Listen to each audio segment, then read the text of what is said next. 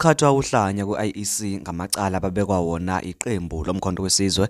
Angiqale nje ngikubingelele ngikwamukelele channel eMaswidi Media Production okubingelelayo umxolisi mfana kaDlomo waphansi le henkande enhle ngokusiholela. Uma ngabe ke uyaqala ukufika kule channel ngicela ukuthi ngizele iqiniso lokuthi ucofa subscribe maqedwe bale video ushaye like bese kuyakhomenta kulolu daba namhlanje. Nganza kwethu udaba engize ngalo ke njengamanje luthi ke yaqhubeka inkiyankiya ephakathi kweqembu lomkhonto wesizwe kanye ke ne-IEC njengoba ke ngizokukhumbuza nje ukuthi emalangeni iqembu lomkhonto wesizwe libhala incwadi lithumelela inkantolo yezokhetho ukuthi ke bayawahoxisa okanye ke baya-withdraw amacala bawabeke ku-IEC, kodwa bathi ke bawa-withdraw okwesikhashana, hayi ukuthi bawasusa forever.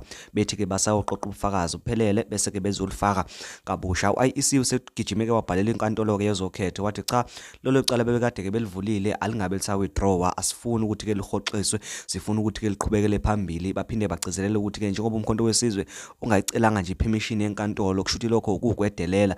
Ngakho ke inkantolo ayikwazi ukuthi ivesane nje lihoxise okanye vele bavumele ukuthi ke balihoxise lelo cala ngoba bayicelanga imvume ke yenkantolo. Ithi ke i-IEC sicela ukuthi ke labantu baphinde bajeziswe ngalokhu ngokuthi ke abayihloniphi inkantolo, kanti futhi sifuna ukuthi leli cala liqhubeke bese ke sihlulelwa khona manje sazi ukuthi ke yini eyaphambili. Indaba ukuthi nje lokhu kuhlehliswa asizokuyisebenza thina. Nganza kwethu ngizokukhumbuza nje ukuthi ngeke ngakuchazela kwivideo edlule ukuthi ke yini imbangela eyenza ukuthi umkhonto wesizwe uhlehlisa icala, okuyiyona nto eyenza ukuthi ke i-IEC itatazele kakhulu ngoba i-strategy ke somkhonto wesizwe njengoba bethi bali-withdraw icala baphinde bathi bazophinde balifake kabusha. Uma ngabe sebelifaka kabusha bazobe sebeqoqe bonke ubufakazi obuphelele kusukela ekuthenini ke ngenkathi kucisha imishini ke kube kubalwa ama-votes. Bafuna ukwazi ukuthi ke i-audit yakhona ikhona na, ama-votes ayimi kanjani ngenkathi ke sekucishiwe ayibalwa kanjani, kanti futhi ke ubufakazi bakhona buphi.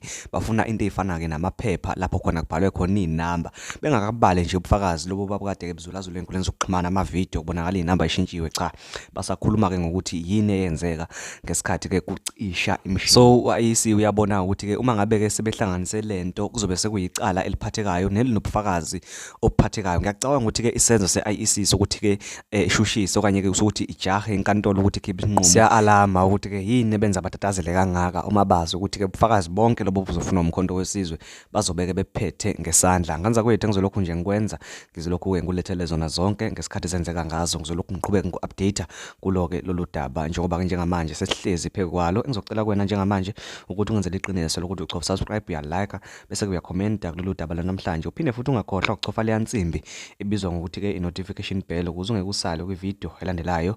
Ngiyabonga, asidibane khona.